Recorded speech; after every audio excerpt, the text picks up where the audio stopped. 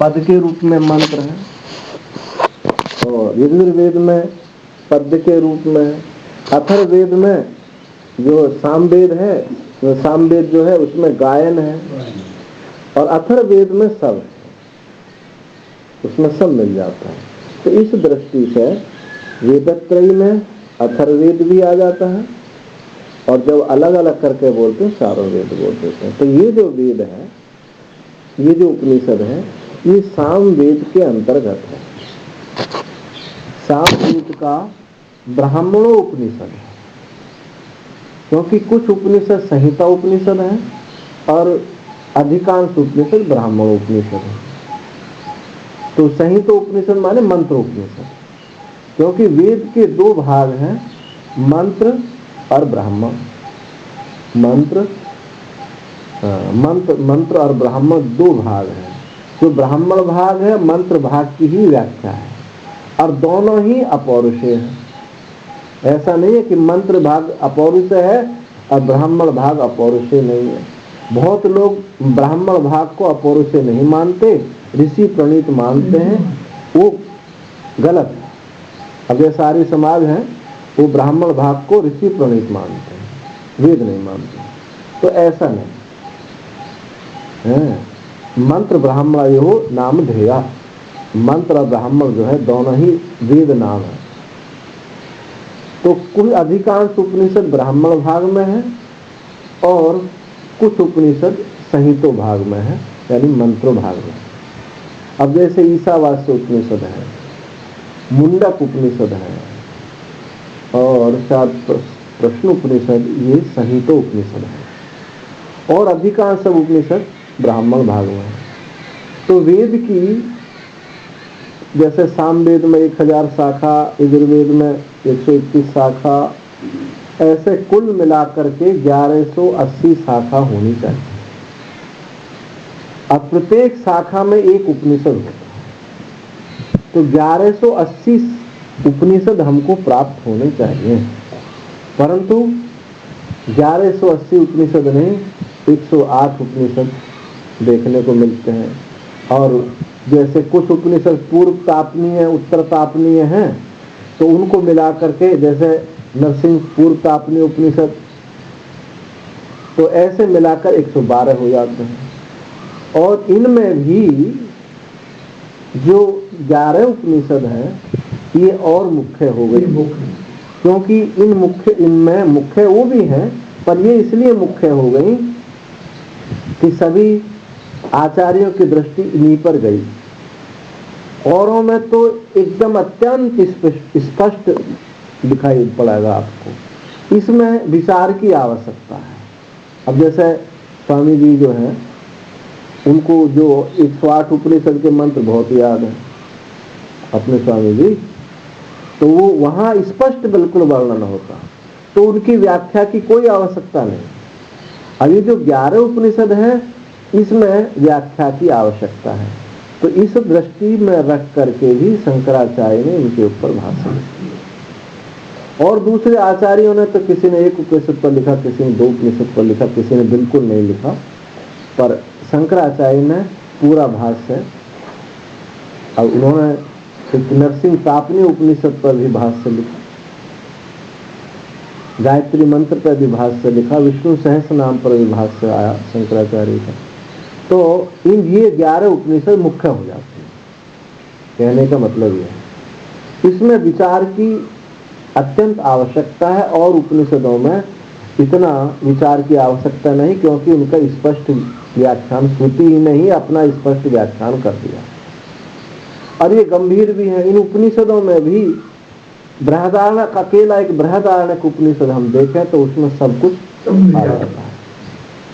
और शंकराचार्य ने बृहदारण्यक उपनिषद, तैत्तिरीय उपनिषद, केन उपनिषद पर उनकी कलम का कुछ अलग चमत्कार देखने को मिलता है।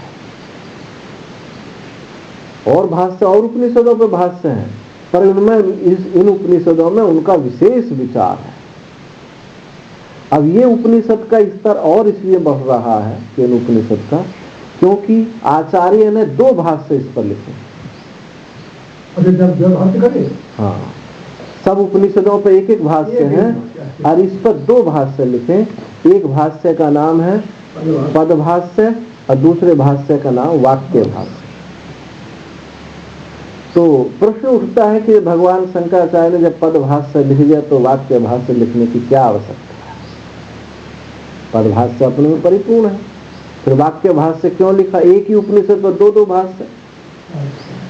तो आनंद गिरी कहते हैं कि शंकर उसमें युक्ति की प्रधानता नहीं। हमारे ज्ञाई उपनिषद में वाक्य और ये हाँ और ना किसी में केवल केनोपनिषद पर ही 2 भाष्य। हाँ, और अपन नहीं। आनंद गिरी लिखते हैं कि पद भाष्य में युक्ति का बाहुल्य नहीं था, शंकराचार्य को इससे संतुष्टि नहीं हुई, तो उन्होंने युक्तियों की प्रधानता से एक वाक्य भाष्य लिखा। यहाँ पहले पद भाष्य में एक एक पद को लेकर के विचार किया है, वहाँ ऐसा एक एक पद को लेकर के विचार नहीं किया, पूरे वाक्य को लेकर के विचार किया और तर्क युक्ति की प्रधानता से विचार किया। ये वाक्य भाष्य की और वाक्य भाष्य संक्षिप्त है लेकिन गंभीर पद भाष्य से भी ज्यादा है। वो तो जब पहले पद भाष्य लेंगे बाद में फिर वाक्य भाष्य लेंगे, वो सब विचार आएगा। तो इसमें कोई भी उपनिषद हो तो शांति पाठ किया जाता है, तो शांति पाठ में इसमें, और ये जो उपनिषद है सामवेद की तलवकार शाखा का ब्राह्मण उपनिषद है। जो सामवेद की 1000 शाखा है, उन 1000 शाखाओं में तलवकार नाम की एक शाखा है जिसमें ये उपनिषद है। इसमें गुरु शिष्य का संवाद है, गुरु शिष्य का ये अध्याय, इसमें संवाद है, प्रश्न उत्तर के रूप में ये उपनिषद हुआ। माँ भगवती ब्रह्म विद्या स्वयं प्रकट होकर के, उमा के रूप में प्रकट होकर के, और देवताओं के अभिमान को दूर किया, क्योंकि इस ब्रह्म बोध में अहंकार ही सबसे बड़ा बाधा है। इस अहंकार के लिए देवताओं का अभिमान दूर करके ब्रह्म विद्या देवताओं को दी। तो इस उपनिषद की ये, इसमें गुरु शिष्य कोई बहुत बड़े आख्यान इसमें नहीं है इस उपनिषद में, और सूक्ष्म विचार है गुरु शिष्य के प्रति। गुरु प्रश्न उत्तर के रूप में ये उपनिषद प्रारंभ होती है। तो पहले भगवान भाष्यकार ने इसके ऊपर संबंध भाष्य लिखा। संबंध भाष्य माने श्रुति से पहले, व्याख्यान से पहले जो संदर्भ है उसको अभिव्यक्ति के लिए वो संबंध भाष्य है। तो यहाँ गुरु शिष्य दोनों प्रार्थना कर रहे हैं। शांति पाठ जो है, सह नौ अवतु, हम गुरु शिष्य की, हे परमात्मा, हम आचार्य और शिष्य यानी वक्ता और श्रोता दोनों का साथ साथ रक्षा करें। अब गुरु जी बीमार हो जाए तो भी पाठ बंद हो जाएगा, और श्रोता शिष्यगण बीमार कोई हो जाए, कोई विक्षेप आ जाए तो भी पाठ बंद हो जाएगा। तो इसलिए भगवान से प्रार्थना कर रहे हैं कि हम आचार्य और शिष्य यानी श्रोता और वक्ता ये जो हैं दोनों की साथ साथ रक्षा हो। सहनौ भुनक्तु, हम दोनों का साथ साथ पालन हो। अब कैसा पालन हो? इस प्रकार से पालन हो कि आचार्य के वक्तृत्व के रूप में पालन हो, और श्रोता का उसको ग्रहण करने के रूप में पालन हो। श्रोता वक्ता जो है ग्रहण करने के रूप में नहीं, पर ये देखो ऐसे बहुत संत आपको मिले होंगे जो विद्वान हैं और ब्रह्मनिष्ठ हैं, परंतु उनमें वक्तृत्व नहीं है, उनमें वक्तापना नहीं है, लेकिन परिपूर्ण है। तो ये भी एक प्रतिभा है भगवान की, एक उनके ऊपर प्रतिभा होती है, तो वो वक्तृत्व के रूप में और श्रोता के निश्चय के रूप में भगवान हमारा परमात्मा ही परमात्मा हम दोनों का पालन करें। सह वीर्यम सभिनक्तु सह वीर्यम करवावहे, और हम दोनों के साथ साथ विद्याजन्य सामर्थ्य का संपादन करें। मैं जो विद्या में ग्रहण करूं वो मुझ में प्रकट होवे, और आचार्य की विद्या वो तेजस्वी हो, उनमें तेजस्विता, उनके प्रभाव से तेज से ओज से उनका तेज फैले, और वो जो विद्या में श्रवण कर रहा हूं मेरे हृदय में प्रकट हो, ऐसी प्रार्थना की गई। तेजस्विनावधीतमस्तु मा विद्विषावहि। और एक बात और कही, जबकि ये बात बड़ी अटपटी लगती है कि गुरु शिष्य आपस में द्वेष ना करें। हम दोनों जो हैं कभी परस्पर द्वेष ना करें। अब हो जाता है कभी कभी गुरु शिष्य की उसमें, अरे महाराज जी आपने ऐसा कैसा कह दिया, हम कैसा माने। और दूसरी बात यह है कि आपके जीवन में तो है ही नहीं ये बात है। अब आप कहते जरूर, लेकिन आपके जीवन में है, यहाँ दृष्टि ना पहुंच जाए। अच्छा, और में याज्ञवल्क्य जी और कौन से में पढ़ाई, हाँ वहाँ भी हुआ, वहाँ भी हुआ। पंडित जी तुम हमारी बात नहीं मानते हो तो हमारी विद्या ये वापस करो। याज्ञवल्क्य जी ने वो वापस करते, क्षत्रिय बन करके, क्षत्रिय बनी, टीचर ने चुगली सिस्टम ने वो जगह जगह विद्विषा भाई आपस में हम द्वेष ना करें।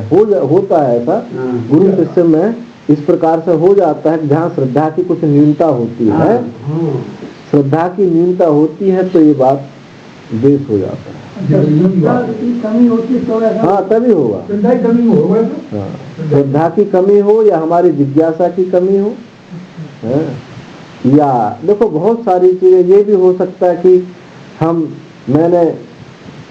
मैंने इस पढ़ने में बहुत परिश्रम किया है तो मेरी बात कटे नहीं, एक अभिमान भी आता है। अपनी बुद्धि की तर्क सिद्धता करे वो मतलब। हाँ, तो ये जो है इसलिए कहा नावधीत मस्तु माँ विद्विषा वही, हम आपस में द्वेष ना हो। और ओम शांति शांति शांति, त्रिविध शांति, तीन प्रकार की शांति माने तीनों तापों की शांति, आधि दैविक आधि भौतिक आध्यात्मिक, तीनों तापों की शांति हो। तुम्हारे ये मंत्र तो सबके साथ पढ़ा जाता तो जाको मंत्र तो दूसरा है ना। हाँ, इस सामवेद में दोनों जो पहला शांति पाठ है पहले भी चलता है। अब यहाँ दो आपके में दो दिए क्या? और दूसरा जो है, दूसरा इसी उपनिषद का शांति पाठ है। ये सामवेद की दृष्टि से रख दिया है पहला मंत्र। अब दूसरे की देखें, ओम आप्यायन्तु ममांगानि वाक् प्राणः चक्षुः श्रोत्रम अथो बलमेन्द्रियाणि च सर्वाणि। आप्यायन्तु ममांगानि, मेरे अंग पुष्ट हो। प्रार्थना कर रहे हैं कि मेरे अंग पुष्ट हो, कोई बीमार ना हो, शरीर में कोई लकवा अकवा नहीं लग जाए, क्योंकि पाठ बंद हो जाएगा, श्रवण बंद हो जाएगा, विघ्न होगा। तो पहले प्रार्थना कर रहे हैं मेरे अंग पुष्ट हो। और वाक प्राण चक्षु श्रोत्रम, मेरी वाक वाणी, प्राण, चक्षु, श्रोत्र और बल, सामर्थ ताकत, और संपूर्ण इंद्रियां, संपूर्ण जो इंद्रियां हैं, बलम इंद्रियाणी च सर्वाणी, सब पुष्ट हो। मेरे अंग पुष्ट हो। अंग की ही व्याख्या कर दिया, कौन कौन से अंग विशेष रूप से, कि वाणी, प्राण, चक्षु, श्रोत्र, बल, संपूर्ण इंद्रियां पुष्ट हो। और इसके अलावा सर्वम ब्रह्मोपनिषदम माहम ब्रह्म निराकुर्याम, और सब दृश्यमान जगत जो उपनिषद वेद्य ब्रह्म ही है। मैं ब्रह्म का जितना भी है, सर्वम ब्रह्मोपनिषद, सब ब्रह्म जो सब ब्रह्म है, यानी जो उपनिषद ज्ञान है वो सब ब्रह्म ही है। मां अहम ब्रह्म निराकुर्याम, मैं उस ब्रह्म का निराकरण ना करूं, उसके प्रति मेरी नास्तिकता ना जागृत हो जाए और ब्रह्म मेरा निराकरण ना करे, मैं ब्रह्म का निराकरण ना करूं और ब्रह्म मेरा निराकरण ना करे। दोनों कहा जाता है ना कि गुरु कृपा, शास्त्र कृपा, ईश्वर कृपा और आत्म कृपा। तो यहाँ अपनी कृपा के लिए भी कहा और ईश्वर की कृपा के लिए भी कहा कि वो एक दूसरे पर, यदि एक कृपा भी कम होती है तो श्रवण भी नहीं होगा और मनन निधिध्यासन निष्ठा तो होगी ही नहीं। तो ब्रह्म मेरा निराकरण ना करे, अर्थात मैं ब्रह्म को सदा आत्मभाव से ही साक्षात्कार करूं, उससे कभी मैं विमुख ना हूं। ये है निराकरण ना करना, उससे कभी विमुख ना हूं, मैं लोक चर्चा में व्यस्त ना हूं। ये लोक चर्चा को मुख्यता देना मतलब ब्रह्म का निराकरण करना। इंद्रियां भोग की चर्चा में व्यस्त होना माने ब्रह्म का निराकरण करना। उस पर दृष्टि नहीं गई और संसार में फिर फंस गया। तो ये है निराकरण ना करूं, अनिराकरण मस्तु, 2 बार कहा। ब्रह्म निराकरो अनिराकरण मस्तु, अनिराकरण में अस्तु। तो इसके लिए सर्वांतर्यामी जो परमात्मा है मुझे बल दे, मेरा त्याग का बल बढ़ाए, मुझे त्याग दे। मैं अस्तु तदात्मनि निरते उपनिषस्तु, जो उपनिषदों में धर्म निर्धारित है, निश्चित है, जो उपनिषदों में जो धर्म है वे आत्मबोध में लगे हुए मुझ साधक में, मुझ जिज्ञासाओं में आए। जो उपनिषदों का धर्म क्या है? जीव ब्रह्म की एकता।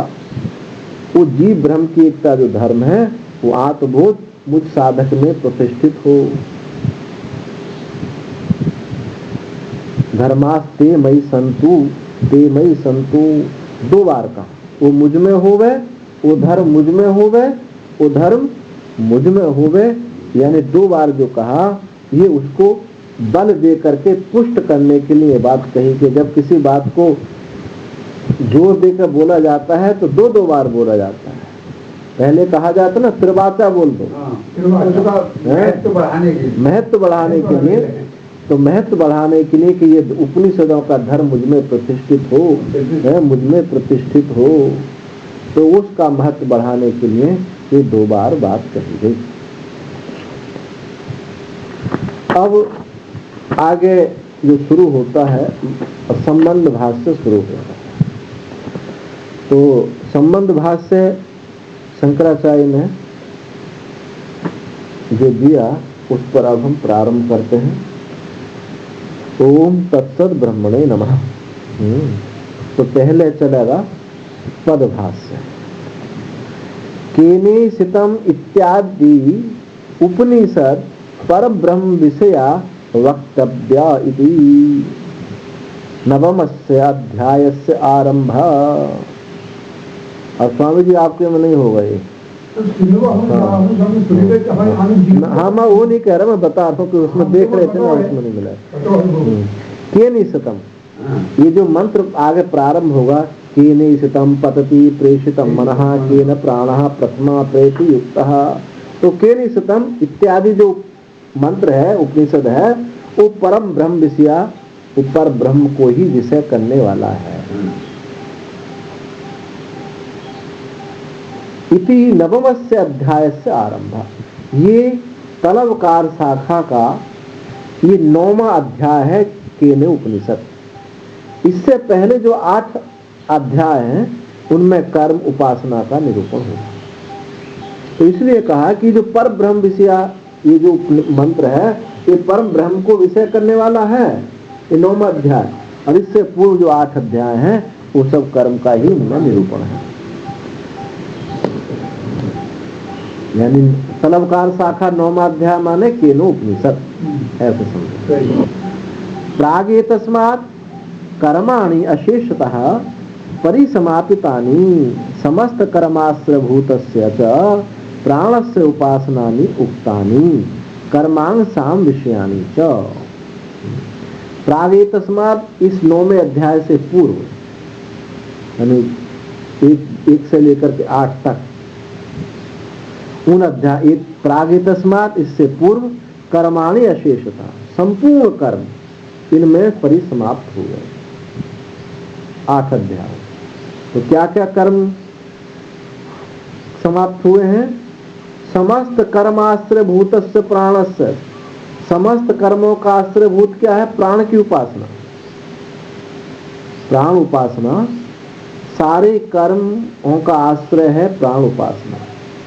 यानी ऐसे भी कह सकते हैं कि जो ब्रह्मलोक की प्राप्ति, हिरण्यगर्भ की प्राप्ति है, हिरण्यगर्भ को ही प्राण कहा गया, 5 प्राण है। हाँ, तो जितना कर्म और उपासना का समुच्चय से क्या चीज प्राप्त होती है? हिरण्यगर्भ लोक की ही प्राप्ति होती है। बृहदारण्यक उपनिषद में कहा कि सबसे पापिष्ट कर्म क्या है?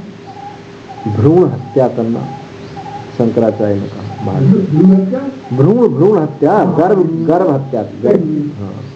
और सबसे बलवान पुण्य कर्म क्या है? बड़ा कर्म क्या है? अश्वमेध यज्ञ। अश्वमेध यज्ञ में सारे कर्म आ जाते हैं। तो वो क्या है? हिरण्यगर्भ की उपासना माने प्राण की उपासना। तो वहां सारे कर्मों की समाप्ति उसी में हो जाती, वो आगे नहीं है। फिर ब्रह्मलोक तक यानी हिरण्यगर्भ तक ही सारे कर्म उसी में समाप्त होते हैं। तो उसी को कहा समस्त कर्माश्रयभूत प्राण की उपासना कही गई, और कर्मांग साम विषयानि च, और कर्मांग साम विषय कर्म उपासना का भी निरूपण किया है।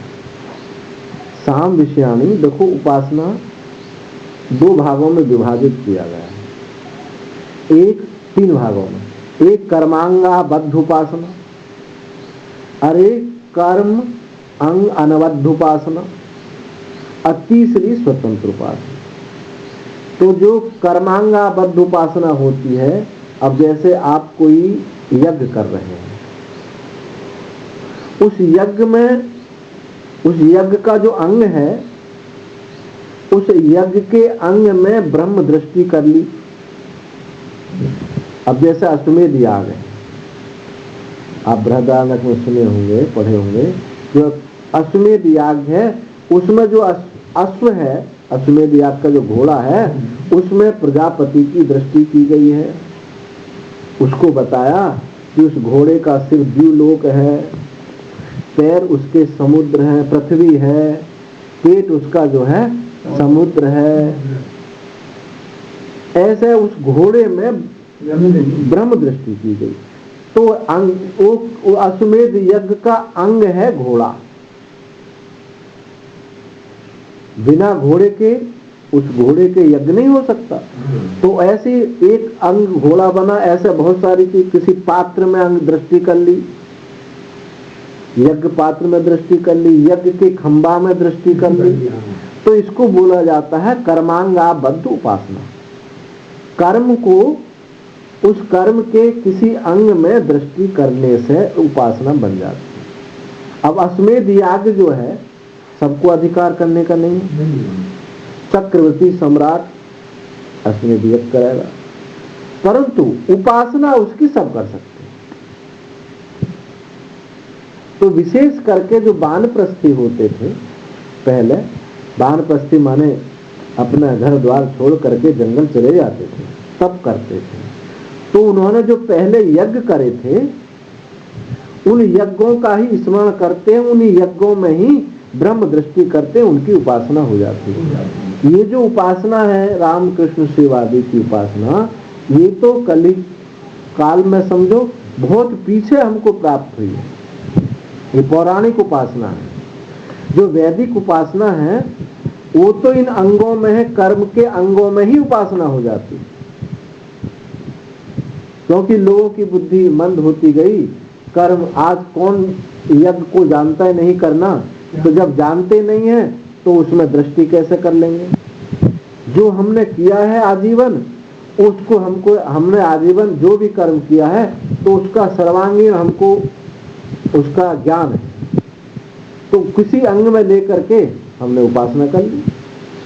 तो पहले वैदिक यज्ञ करते थे, वैदिक युग था, तो उसी में किसी अंग को पकड़ करके उपासना कर ली जाती थी और अलग से उपासना करने की आवश्यकता नहीं।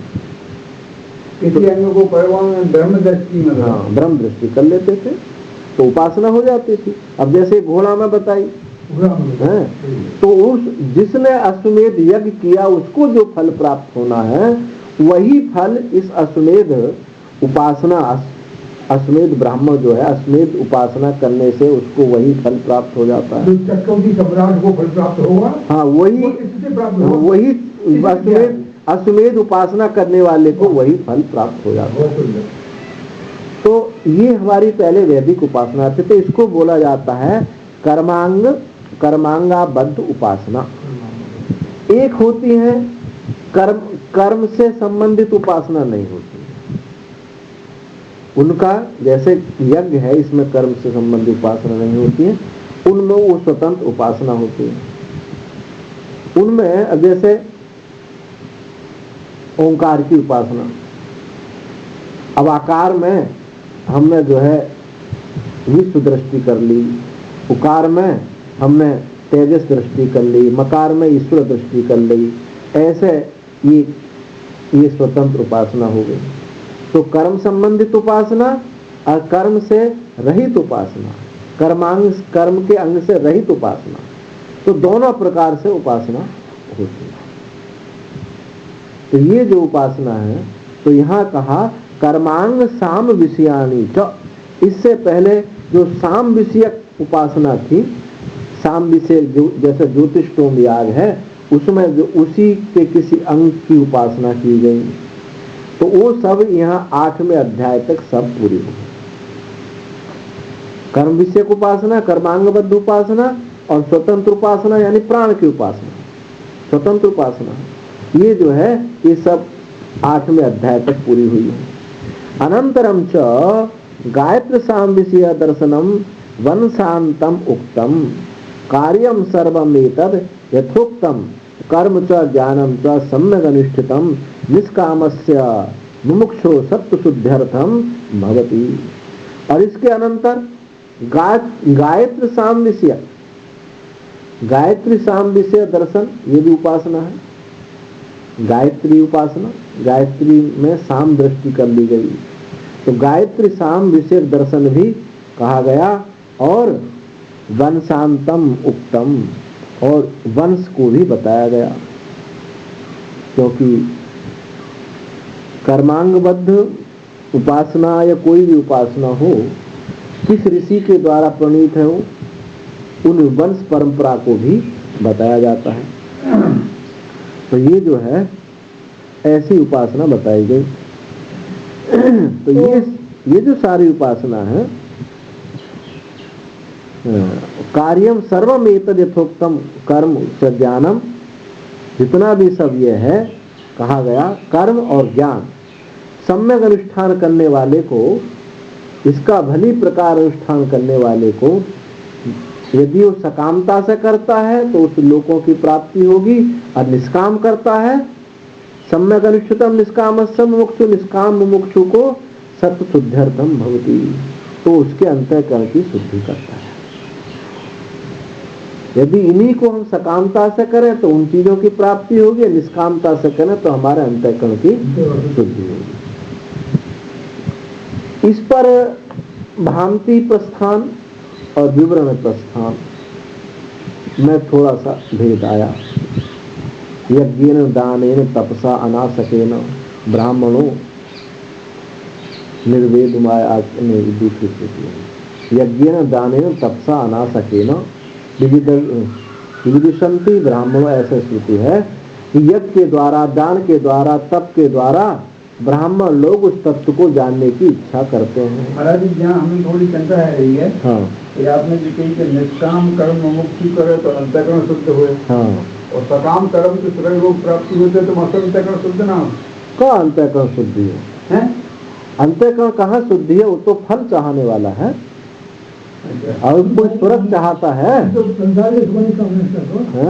संसार के सुख चाहता है अथवा स्वर्ग चाहता है, तो वो निष्काम कहाँ हुआ? उसके अंतःकरण की शुद्धि कहाँ हुई? वो महाराज जी सकाम जो है, वो संसार को बढ़ा रहे हो, इसलिए कहा कि कीचड़, और निष्काम को कहा शुद्ध जल। शुद्ध जल तो शुद्ध जल से सब मतलब शरीर वस्त्र के साथ होंगे, इसीलिए कहा स्वर्ग की जो प्राप्ति है वो जो फल है वो तो, और वो कोई असीम फल थोड़ी है। फिर स्वर्ग जा करके फिर आना है, तो वो तो एक संसार चक्र ही है। महाराज जी, स्वर्ग भी संसार है और क्या? स्वर्ग नहीं, ब्रह्मलोक पर्यंत संसार है। सब संसार है। अब इतना ही समझ लो, एक जो है सोने की थाली में खा रहा है, एक मिट्टी के कुल्हड़ में खा रहा है, इतना ही अंतर है, बाकी कोई अंतर नहीं। तो जो इंद्र का सुख है वो सुख इतना ही सुख है जितना एक कुत्ता कुतिया का सुख, इतना ही सुख है। इंद्र अप्सराओं के साथ जो सुख भोग कर रहा है वो एक इब्बत लोग के कुत्ता कुतिया के समान है, उससे ज्यादा। ये तो एक बस सबकी संसार में जो धारणा बनी है वो तो बहुत पैसा वाले हैं, बहुत सुखी हैं। अरे गरीब आदमी ऐसा सोचता है, पर उनसे जाकर के पूछो कि वो कितने सुखी हैं, वो खुद ही, बल्कि सुखी वो गरीब निकल सकता है, वो ना निकल पाया। तो ये जो सुख है ये कोई अंतःकरण शुद्धि नहीं होती। शुद्धि मतलब ये है निष्कामता, निष्काम मुमुक्षु को ही अंतःकरण की शुद्धि होती है। 4 प्रकार की उपासना होती है। एक अध्यासो या प्रतीकोपासना, दूसरी संस्कारी उपासना, और एक संवर्ग उपासना, एक अध्यासोपासना, एक संपद उपासना। एक छूट गई। संपद उपासना, अध्यासो या प्रतीकोपासना, संवर्ग उपासना और एक संस्कारी उपासना। तो जो संस्कारी उपासना है ये है आपकी निष्काम उपासना। संपद उपासना में क्या है? अल्पालंबन तिरस्कारेण वस्तु अभेद ध्यानम संपदोपासना। आलंबन छोटा आलंबन लेकर के ये बड़ी वस्तु का ध्यान करना है, ये संपद उपासना। संपद उपासना, संपद और आलंबन थोड़ा, लेकिन वस्तु आलंबन की प्रधानता गौण है, वस्तु की प्रधानता मुद्रा ना। वो प्रतीक उपासना, प्रतीक उपासना में आएगा। संवर्ग उपासना में लय है, जो आप छांदोग्य रैक को, जो गाड़ी वाले रैक को हैं, वो संवर्ग उपासना है। इस पृथ्वी का लय जो है जल में हो गया, जल का लय जो है इस अग्नि में हो गया, अग्नि का वायु में, वायु का आकाश में, जो लय की एक प्रक्रिया है। संवर्ग माने लीन होना है, उसमें जिसमें लीन हो जाता है वो उपासना संवर्ग उपासना है। संस्कारी उपासना में आधान किया जाता है, दुखों की निवृत्ति के लिए अथवा सुखों की प्राप्ति के लिए आधान किया जाता है। तो ये चारों उपासनाओं में जो संस्कारी उपासना है ये ज्यादा महत्वपूर्ण हो जाता है। हाँ, संस्कार आधान कर दे। तो यहाँ कोई भी उपासना हो, यदि सकामता से की जाएगी तो संसार, और निष्काम है तो अंतःकरण की शुद्धि। तो यज्ञेन दानेन तपसा अनासकेन ब्राह्मणों विविदिशन्ति। ब्राह्मण लोग उसको जानने की, परमात्मा को जानने की इच्छा करते यज्ञ के दान के द्वारा। तो यहाँ 2 प्रस्थान भामती प्रस्थान और विवरण प्रस्थान। तो भामती प्रस्थान कहते हैं कि कर्म के द्वारा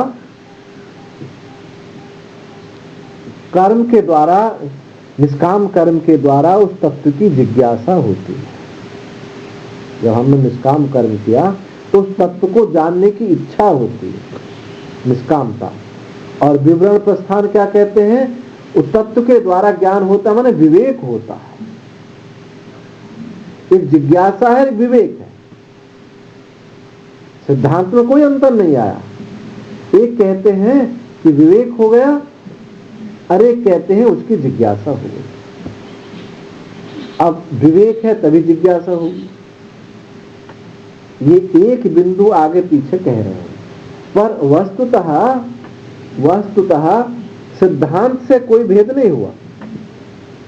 एक ने कहा तुमको संसार निष्काम कर्म करने से संसार से वैराग्य हो गया, एक ने कहा कि परमात्मा की जिज्ञासा हो गई। जब जिज्ञासा होगी तो संसार से वैराग्य तो होगा ही होगा। जब जिज्ञासा होगी तो संसार से वैराग्य होगा ही होगा। तो एक ने एक बिंदु आगे पीछे कहा, पर दोनों के सिद्धांत में कोई भी भेद नहीं। नारायण। तो ये जो है ऐसा वहां भामती और विवरण में ऐसा कहा गया। ओ सकामस्य तो ज्ञान रहितस्य केवलानि श्रोतानि स्मारतानि च कर्माणि दक्षिण मार्ग प्रतिपत्तये पुनरावृतये च भवति। और जो सकाम है उनकी क्या दशा होगी? ये तो निष्काम का बताया। जो निष्काम है, मुमुक्षु, निष्काम मुमुक्षु हैं, उनको अंतःकरण की शुद्धि होकर के जिज्ञासा हो जाएगी, विवेक वैराग्य हो जाएगा, विवेक वैराग्य हो जाएगा। परंतु जो सकाम है, सकामस्य तु ज्ञान रहितस्य केवल स्रोत स्मारतानि कर्माणि, जो सकाम है ज्ञान रहित, जिनको ज्ञान रहित माने उपासना रहित। ज्ञान रहित का मतलब क्या है? उपासना रहित। उपासना रहित जो कर्म करते हैं, केवल कर्म करते हैं, स्रोत स्मार्थ कर्म करते हैं, तो वो किसको जाते हैं? दक्षिण मार्ग प्रतिपत्तये। वो धूम मार्ग से जाते हैं और स्वर्ग को जाते हैं, और फिर पुनरावर्तन होता है, मृत्यु लोक को फिर लौट आते हैं। सकाम कर्मों की ये गति। इसलिए चाहे भले ही थोड़ा हम भजन करें, निष्काम करें, अगर सकाम बहुत कर लिया तो भी कुछ हाथ लगने वाला नहीं। तो ये दक्षिण मार्ग माने धूम मार्ग, धूम मार्ग से स्वर्ग जाते हैं, फिर लौट करके मृत्यु लोक में फिर आ जाते हैं।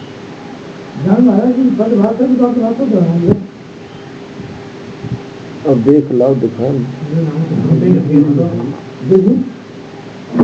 पहले जहां दिया था वो पदभास से था, मैंने निकाल के दे दिया। होएगा ऐसी बात नहीं, होगा जरूर।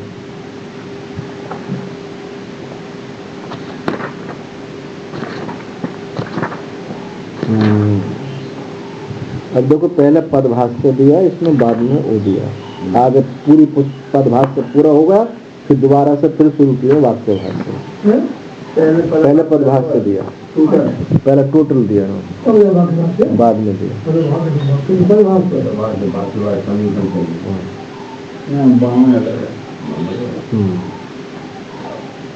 तो ज्ञान रहित यानी उपासना रहित जो एक तो है कर्म, केवल कर्म, दूसरा है कर्म सहित उपासना, और तीसरा क्या है? उपासना। तीन हो गए विभाग। एक उपासना रहित कर्म, और एक उपासना सहित कर्म, और एक केवल उपासना। तो यहाँ बात कही जा रही है कि जो ज्ञान रहित यानी उपासना रहित जो कर्म करते हैं, स्रोत वैदिक यज्ञ याग आदि करते हैं, स्रोत स्मार्थ कर्म करते हैं, वो दक्षिण मार्ग, उनको दक्षिण मार्ग की प्राप्ति के लिए दक्षिण मार्ग से जाते हैं, यानी स्वर्ग को जाते हैं, और फिर पुनरावर्तन उनका होता है। स्वाभाविक्या तो अशास्त्रीय प्रवृत्तिया पश्वादी पशु आदि स्थावरांत अधोगति, अपनी अशास्त्रीय स्वाभाविक यानी राग के कारण हमारा जो जीवन चलता है, संसार में जो जीवन चलता है, वो शास्त्रीय जीवन चल गया तो आप धर्म के पक्ष में आ गए, और अपना स्वाभाविक राग द्वेष के कारण जीवन चलता है तो आप मनोमुखी हैं। एक शास्त्रमुखी और एक मनोमुखी। तो जो शास्त्रमुखी नहीं है, अपनी स्वाभाविक राग द्वेष की प्रक्रिया से ग्रस्त हैं, जो मनमाया सो कर रहे हैं, वो उनकी प्रवृत्ति से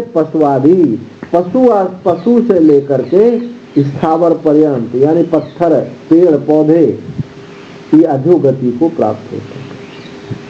तो यहाँ दो विभाग हो गए। देखो, एक तो है कामना है पर उसके जीवन में शास्त्र नहीं है। एक के जीवन में कामना है परंतु शास्त्र है। और एक तीसरा कौन है? एक है निष्काम है।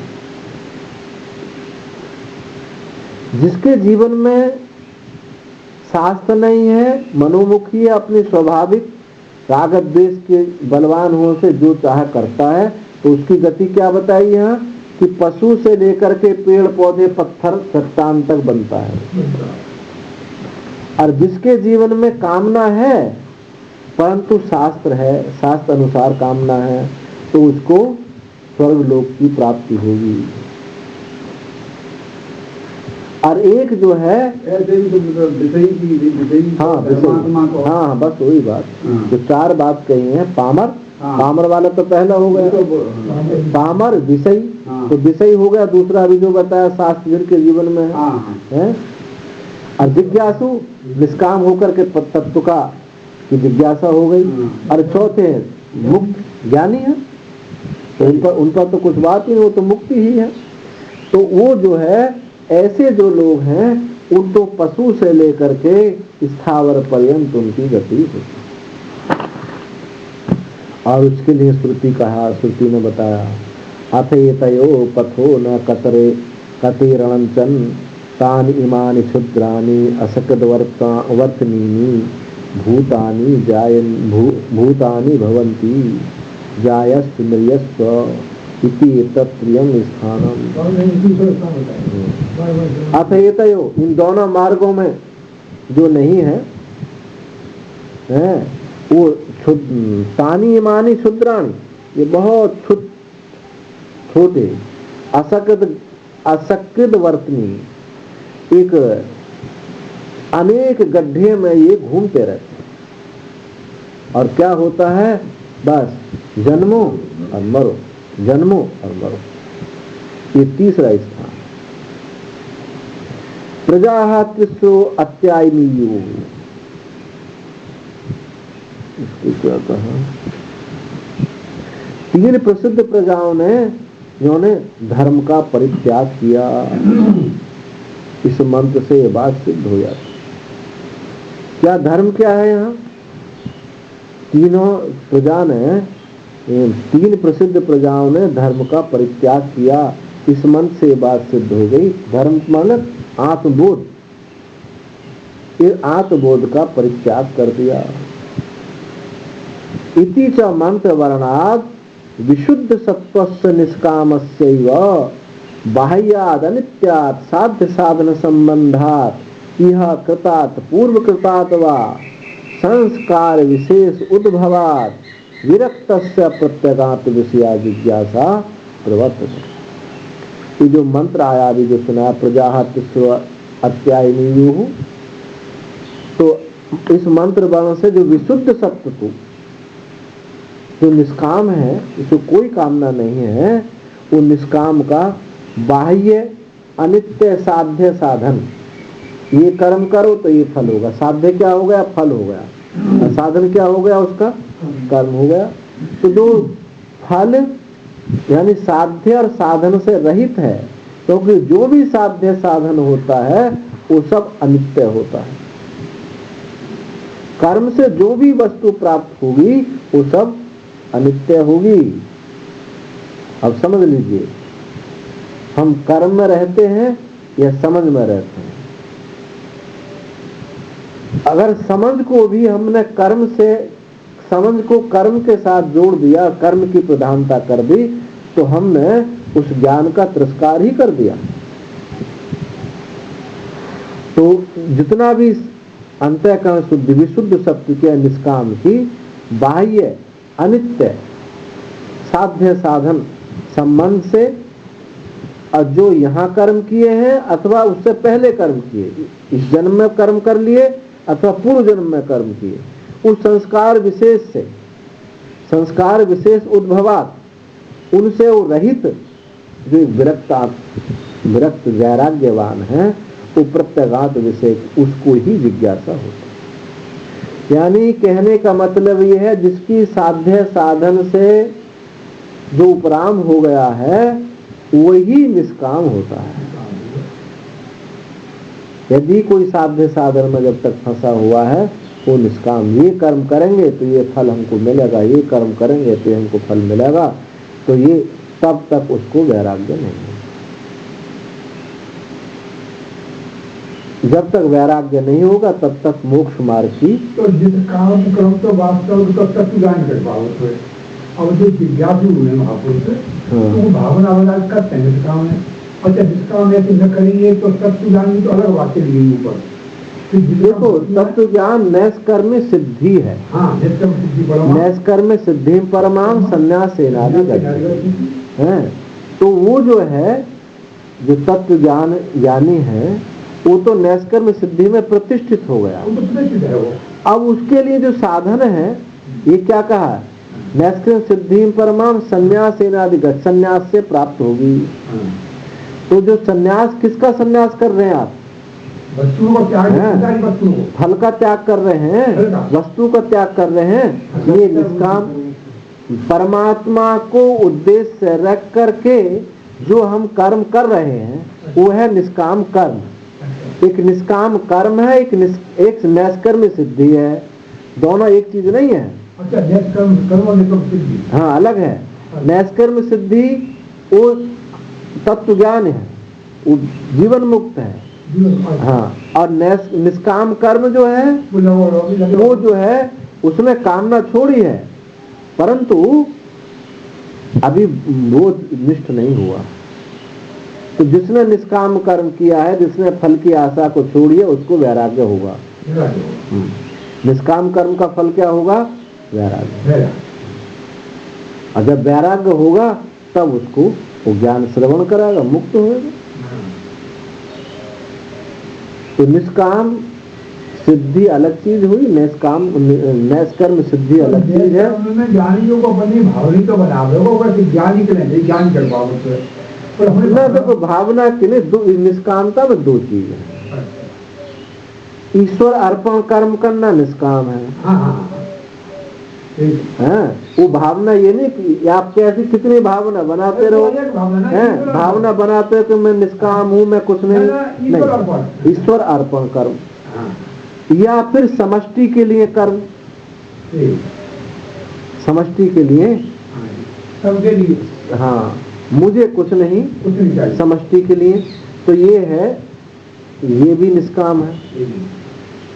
और सही निष्काम तो यही है कि ईश्वर अर्पण कर्म इससे भी ज्यादा उत्कृष्ट हो जाता है।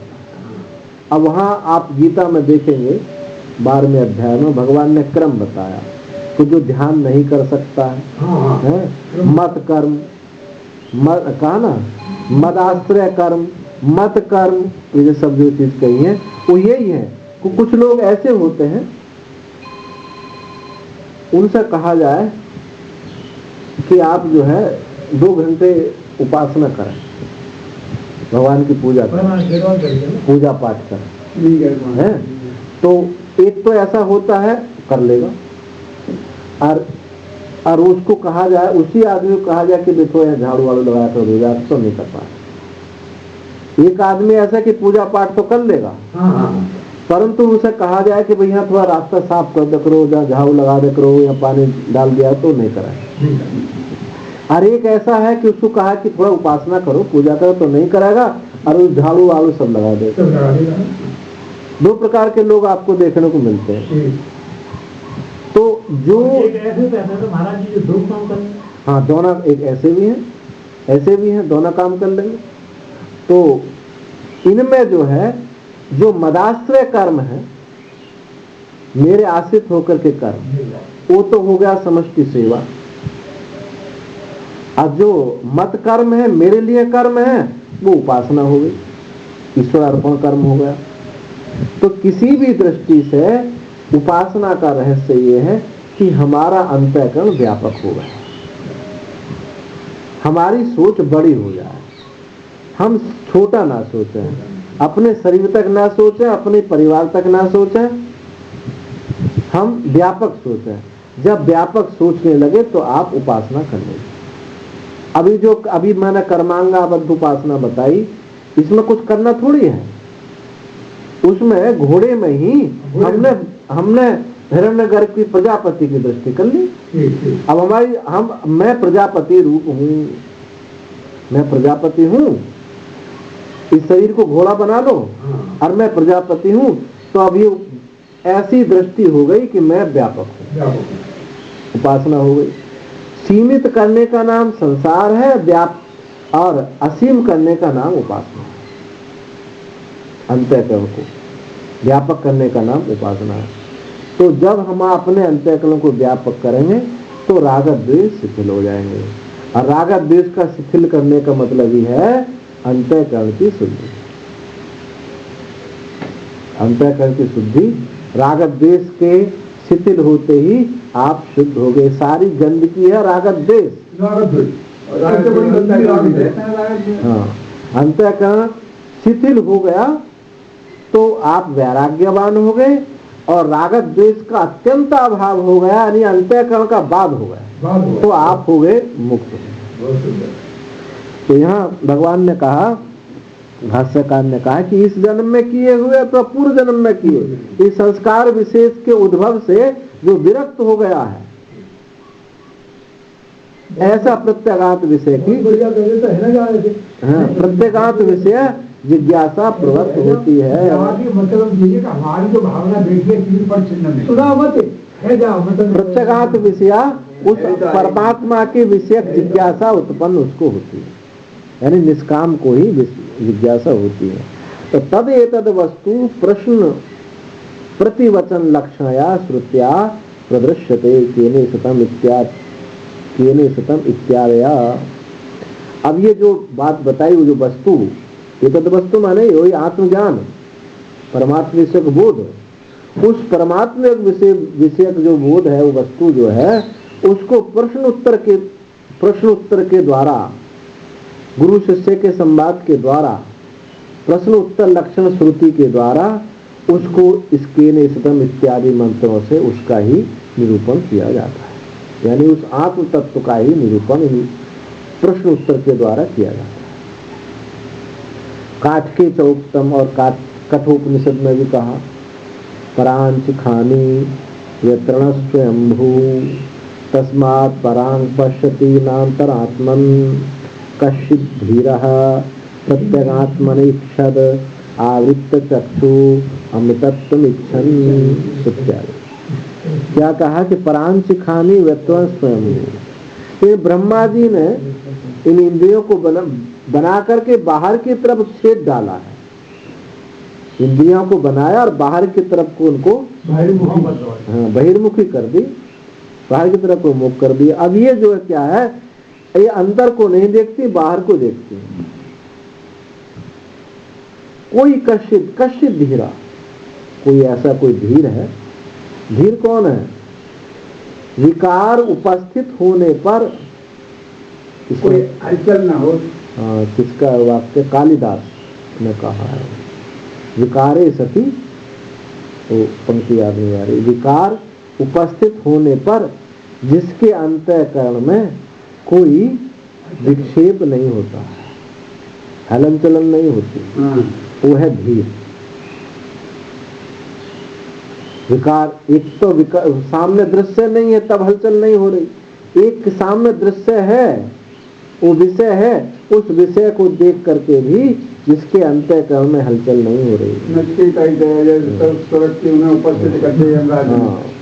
तो वो है धीर। जैसे बैठे हैं, अगर श्याम यहाँ लिख रहे हैं, हाँ तो कोई हंसे ना, ये अलग चीज है। हाँ, ये अलग चीज है। कामना की वस्तु कोई, ये तो एक भय है। विकारी में हाँ, वो भी है, वो भी आप कह रहे हो, पर वो ज्यादा उत्कृष्ट है। वो देह, यहाँ विषय कौन बना? देह। सांप विषय नहीं है, देह विषय है। आपका देह के प्रति ममता है, ये बना रखना चाहते हैं, देह के प्रति मोह है। उसमें विक्षेप पैदा हुआ कि अब ये खत्म हो जाएगा, सांप डस लेगा, तभी तो भय लगा। हाँ, अब उसकी तो बात छोड़ दो, वो तो बहुत सूक्ष्म बात जो आप कह रहे हैं, वो तो बहुत पीछे की बात है। सामने ही आपकी कोई वस्तु है, आपका पैसा है और किसी ने छीन लिया,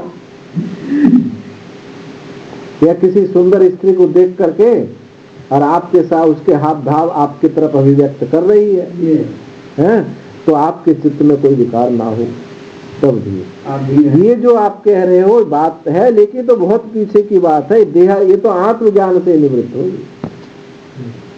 देह का तादात्म्य आत्मज्ञान से निवृत्त होगा।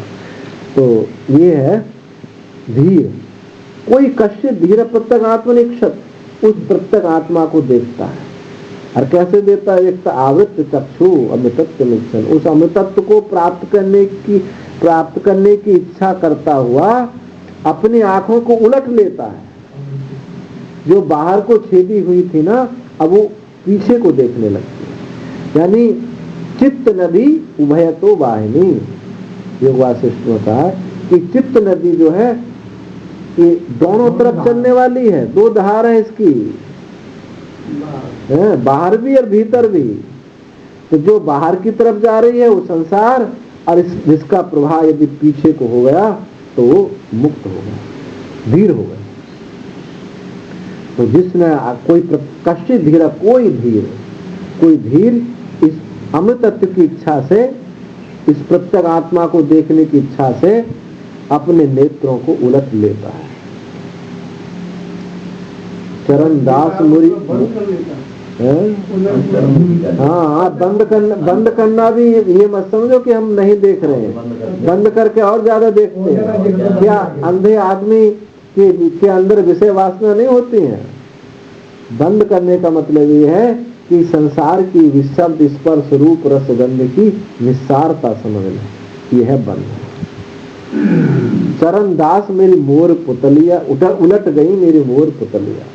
संतों ने कहा कि अब मेरी जो पुतली है ना, उलट गई, ये बाहर नहीं देखते, भीतर देख रहे हैं, अंतर को। तो उसको कहा धीर।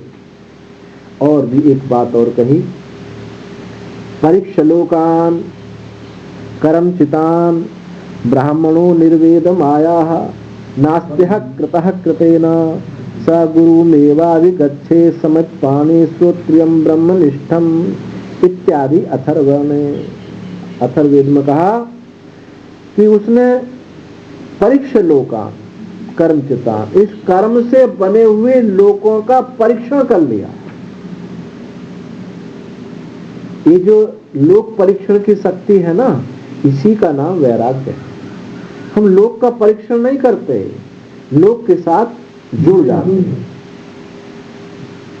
जब उसकी परीक्षा कर लेंगे इसमें क्या है, हाथ में एक टेस्ट ट्यूब में आपने जो भी एलिमेंट डाला, देख लिया इसमें सोडियम है, नाइट्रोजन है, क्या है, अब आपको पता चल गया है, परीक्षण कर लिया। ऐसे ही ये परीक्षण कर लिया हमने इस लोक का। तो लोक का क्या परीक्षण है कि कर्म से बना हुआ है, और कर्म से बनी हुई वस्तु नित्य नहीं होती है, ये काल के गाल में जाने वाली है, ये लोक परीक्षण है। तभी कहते हैं ना, संसार में दुख दुख दोषानुदर्शनम,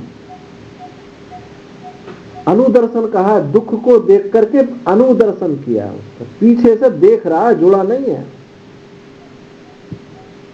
हम उस वस्तु को देखते हैं और उसके साथ जुड़ जाते हैं। तो वो परीक्षण फिर वो पुस्तक में हो जाता है। जैसे एक कापी पर दो भाग कर लिए तो एक तरफ लिख दिया दृष्टा, एक तरफ लिख दिया दृश्य। मैं दृष्टा हूँ क्योंकि मैं अलग हूँ, ये दृश्य है क्योंकि देखा जा रहा है। वो ऐसा जो चल रहा है पुस्तक पर, कापी पर, दृष्टा दृश्य विवेक, वो कोई दृष्टा दृश्य विवेक नहीं होता है। वो पढ़ाने के लिए हो जाए स्कूल में, कॉलेज में पढ़ाने के लिए, लेकिन दृष्टा दृश्य विवेक तो अपने अंदर ही होता है। जब ये दृश्य है तो अब मेरा इसके साथ कोई संबंध है ही नहीं, मैं असंग हूं, अब दृष्टा दृश्य विवेक हुआ। और हम कहते रहे ये दृश्य है, मैं दृष्टा हूं, मैं दृश्य है, दृष्टा हूं, तो वो जो है कोई दृष्टा दृश्य विवेक नहीं। तो लोग कर्म चितान, कर्म से, ये लोग जो है कर्म से बना हुआ है, ऐसा लोग परीक्षण कर लिया कि कर्म से बनी हुई वस्तु विनाशी होती है, नाशवान होती है, इसलिए इससे अलग हटो। तो निर्वेद माया, अब ऐसे ब्राह्मण को निर्वेद वैराग्य हो गया कि लोग जो है कर्म से बना हुआ, परमात्मा अकृत वस्तु, नास्ति कृता कृतेन, न अस्ति नास्ति अकृतः, वो अकृत वस्तु कर्म से प्राप्त नहीं हो सकती। परमात्मा जो है अकृत है, किसी कर्म का फल नहीं है, ये जान करके असंसार कर्म का फल है, विनाशी है, एक विनाशी है, एक अविनाशी है। तो विनाशी समझ करके अविनाशी की तरफ हम बढ़ गए, तो ये है लोक परीक्षण। लोक परीक्षण की शक्ति का नाम वैराग्य है। तो उसको वैराग्य हो गया। अब फिर क्या हुआ वैराग्य? अब वो ऐसे चुपचाप घर में नहीं बैठा रहेगा, अब उसको जिज्ञासा होगी कि आखिर जो अकृत वस्तु है क्या, क्या इसका स्वरूप है। तो उसके लिए क्या खोज करेगा? तद विज्ञानार्थम स गुरु मेवाविगच्छे, उसके विज्ञान के लिए, उसको जानने के लिए गुरु की शरण में जाए। गुरु की शरण में जाएगा तो सब ढूंढेगा, कहीं ना कहीं किसी छोर में चले जाओ, जब तक उसको ये शांति नहीं हो जाएगी, आप स्वरूप में प्रतिष्ठित नहीं हो जाएगा, उसको शांति नहीं मिलेगी। समित प्राणी श्रोत्यम ब्रह्मनिष्ठम, और किसको खोजेगा? कैसे? गुरु को। गुरु का लक्षण क्या बताया? श्रोत्रियम ब्रह्मनिष्ठम, श्रोत्रिय है और ब्रह्मनिष्ठ। अब मानिए ऐसा कहा जाए कि कोई श्रोत्रिय है, ब्रह्मनिष्ठ नहीं है, तो काम बनेगा नहीं बनेगा? एक ये कहा जाए कि ब्रह्मनिष्ठ है, श्रोत्रिय नहीं है, तो काम बनेगा नहीं बनेगा? बताओ, विचार करो। एक गुरु तो है श्रोत्रिय ब्रह्मनिष्ठ, वहां तो कोई मतलब सही बात है ही है। अब एक गुरु श्रोत्रिय है, ब्रह्मनिष्ठ नहीं है, तो उसके उपदेश से मुक्त होगा नहीं होगा? और एक है, एक ब्रह्मनिष्ठ है, श्रोत्रिय नहीं है, तो मुक्त होगा नहीं होगा?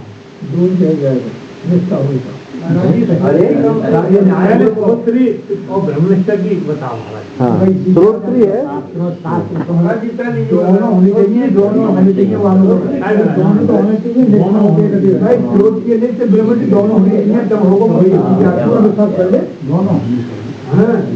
देखिए श्रोत्रिय है, जिसको श्रोत्रिय किसको बोलते हैं? शास्त्र श्रुतियों के ज्ञान नहीं, वो तो शास्त्रीय है। शास्त्रीय श्रोत्रियों में भी अंतर समझ लीजिए। शास्त्रीय, शास्त्री और श्रोत्रिय। शास्त्र का जिसने अध्ययन किया है परंतु निश्चय नहीं बैठा है, वो तो है शास्त्रीय। काशी में बहुत पंडित मिलेंगे वेदांत पढ़ाने वाले, वो शास्त्रीय है। लेकिन शास्त्र सुन करके जिसने निश्चय किया है परंतु निष्ठा नहीं हुई, वो है श्रोत्रिय। और जिसने निश्चय होगा, निष्ठा हो गई, वो ब्रह्मनिष्ठ हो गया। तो श्रोत्रिय है और ब्रह्मनिष्ठ से ही काम बनता है।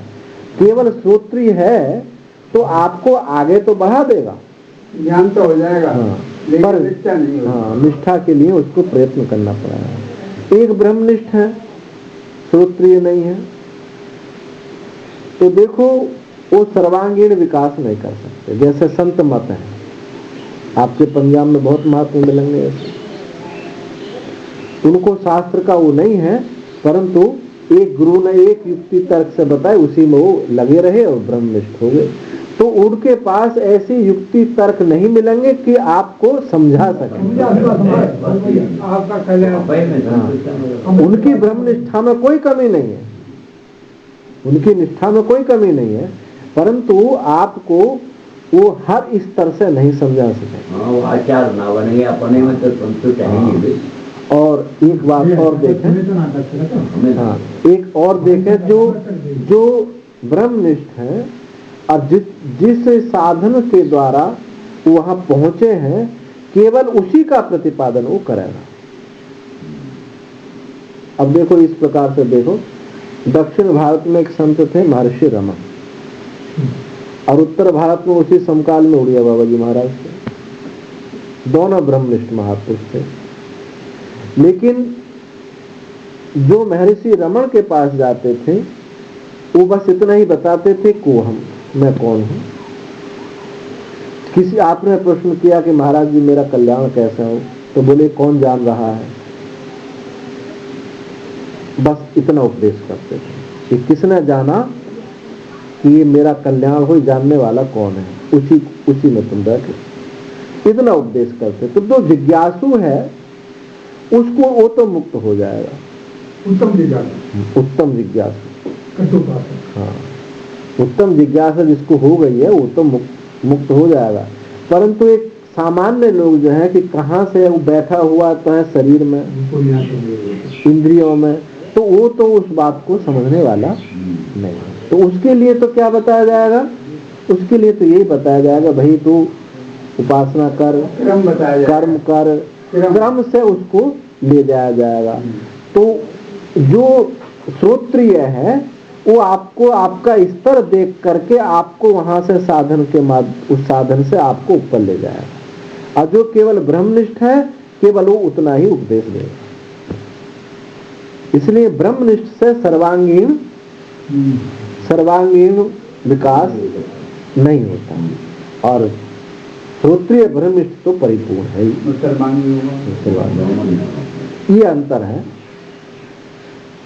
अपने में उनकी कोई न्यूनता नहीं है, अपने में वो परिपुष्ट है। महाराज जी जैसे ब्रह्मनिष्ठ है तो वो तो उन्होंने तो अपना कल्याण कर ही लिया, हाँ, उनका कल्याण हो गया। हाँ, और दूसरे कल्याण के लिए यदि उनके पास जिज्ञासा है, कोई जिज्ञासु गया है, उत्तम जिज्ञासु, तो उसका कल्याण तो हो जाएगा। परंतु उत्तम जिज्ञासु, हाँ, और एक जिज्ञासु नहीं है, वो सामान्य रूप से है, तो भाई उसका कल्याण उससे नहीं है। उसके लिए फिर श्रोत्री चाहिए, उसके लिए क्रम से चलेगा, उसको उपासना बताई जाएगी, कर्म बताया जाएगा, सेवा बताई जाएगी, इस प्रकार से आगे बढ़ेगा। एवं ही विरक्तस्य प्रत्यगात् विषयं विज्ञानम श्रोतम मंतुम विज्ञातुम च सामर्थ्यम उपपद्यते न अन्यथा। इस प्रकार, क्योंकि इस प्रकार ऐसे विरक्त का, निष्काम कर्म के द्वारा जो विरक्त हो गया है, ऐसे विरक्त का प्रत्यगात विषय उसका विज्ञान, उसका सुनना, उसका मनन करना और उसको विशेष रूप से अनुभव करने की सामर्थ्य उसको प्राप्त होती। विरक्त यानी बोध किसको होगा? विरक्त को। विरक्त को ही गुरु मिलेगा, विरक्त को ही ज्ञान होगा। सबको गुरु भी नहीं मिलते हैं, सबको मास्टर मिल जाते हैं, गुरु नहीं मिलते, गुरु सदगुरु नहीं मिलते। उनको बोधक गुरु मिलेंगे, कुछ बताने के लिए मिलेंगे, कुछ किसी उपासना में मिलेंगे, उपासना कराएंगे, कर्म कराएंगे, सेवा कराएंगे और कुछ चीज बताएंगे, लेकिन सदगुरु तो उसको मिलेगा जिसने सब कुछ परित्याग कर दिया और केवल उनकी दृष्टि में तो परमात्मा ही को प्राप्त करने की इच्छा है, उनको सदगुरु मिलेगा। तो उसी ने कहा कि ऐसे विरक्त का प्रत्यगात्म विषय विज्ञान, उसको सुनने के लिए, मनन करने के लिए, विशेष रूप से अनुभव करने के लिए सामर्थ्य उसको प्राप्त हो जाती है। ना अन्यथा, ना अन्य प्रकार से हो सकती है, ना अन्य किसी को हो सकती है।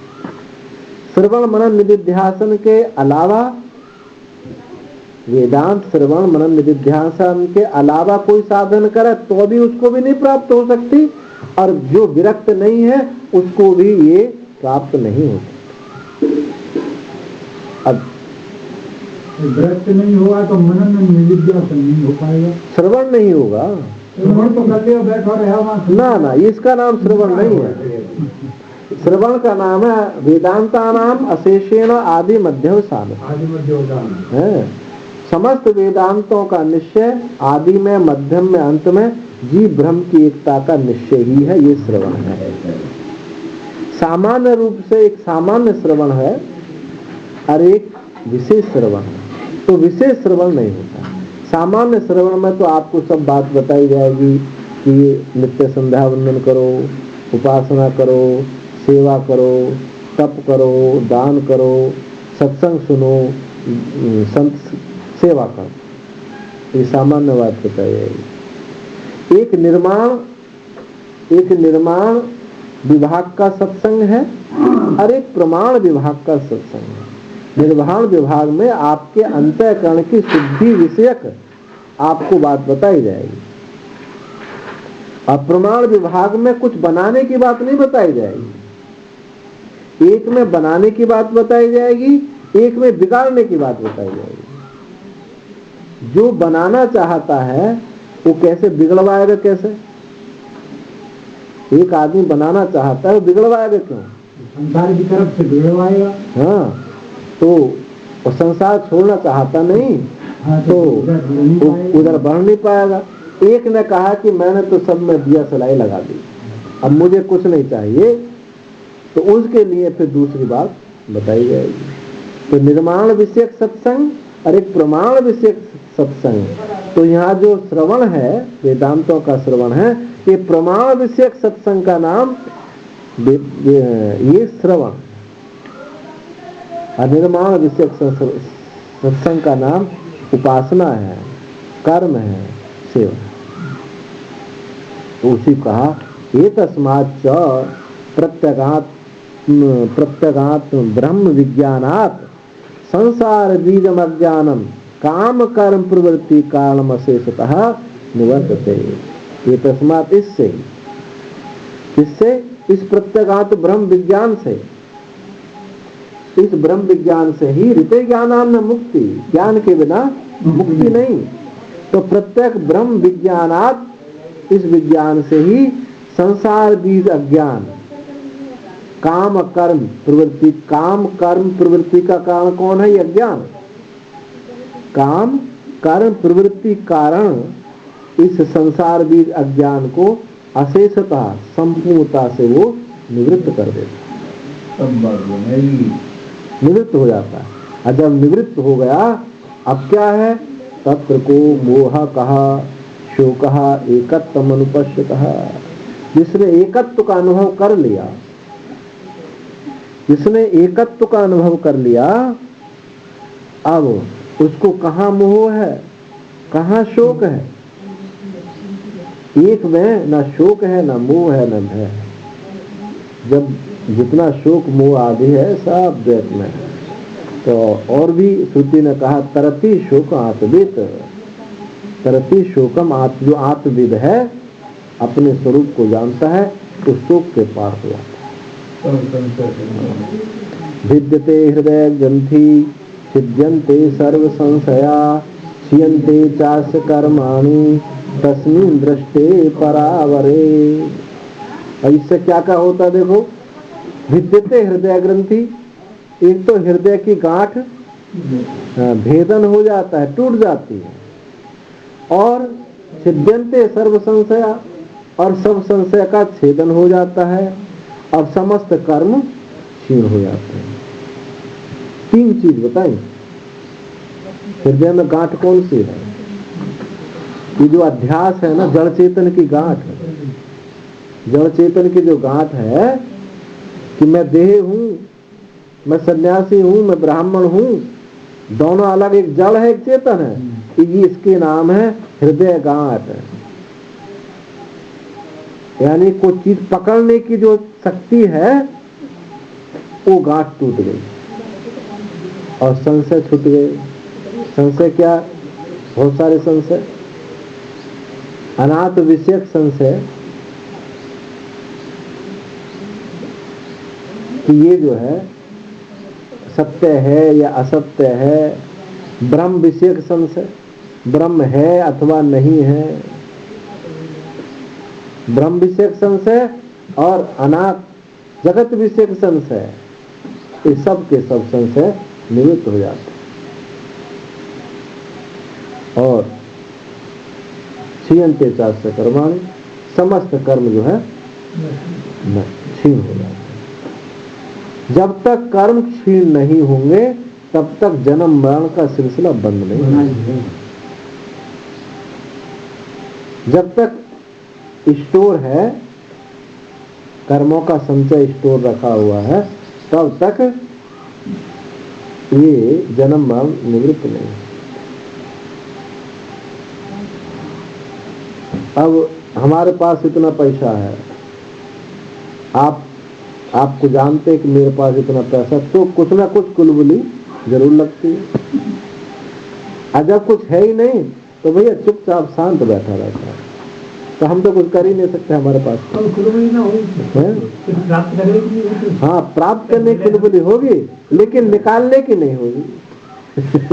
हाँ, वो तो निकालने की नहीं होगी। और ये क्या है? प्राप्त करने की कुलबुली खत्म हो गई है, पाने की कुलबुली खत्म हो गई और निकालने की कुलबुली खत्म हो गई, तो संशय निवृत्त हो गए, समस्त कर्म क्षीण हो गए और हृदय की गांठ टूट गई। ये तीनों एक साथ होते हैं उस परावर के दर्शन पर। परावर कौन? माने परमात्मा। परमात्मा, उस परमात्मा के दर्शन होने पर ये सब चीज निवृत्त हो जाती है। इत्यादि श्रुतिभ्यः। अब आगे दूसरा प्रसंग शुरू होगा, इसको अब कल प्रारंभ करते हैं। कर्म सहितादपि ज्ञानादेव सिद्ध्यति इति चेत। अब प्रश्न किया है कि कर्म सहित, यानी आपने कहा कि कर्म से तो कुछ परमात्मा की प्राप्ति नहीं हो, पर कर्म सहित उपासना से परमात्मा की प्राप्ति हो जाए तो? ये पूर्व पक्षी अब शंका कर रहा है कि ऐसे ज्ञान सहित कर्म से, उपासना से, ज्ञान कर्म उपासना से परमात्मा की प्राप्ति हो सकती है। तो उसके लिए फिर आगे शास्त्र लगे। ओम पूर्णमदः पूर्णमिदं पूर्णात् पूर्णमुदच्यते पूर्णस्य पूर्णमादाय पूर्णमेवावशिष्यते। ओम शांति शांति।